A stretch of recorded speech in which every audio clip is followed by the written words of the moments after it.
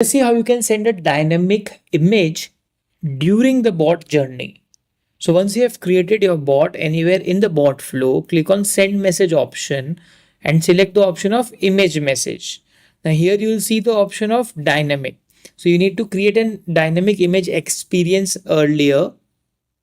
And once you have created that, you'll see the option of all of your image experiences here. Select anyone. And these are the variables from your image.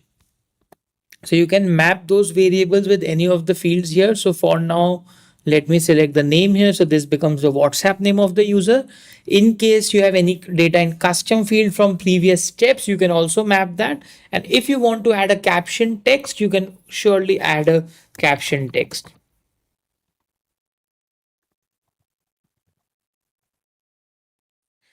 Click on save workflow and ensure to enable the workflow.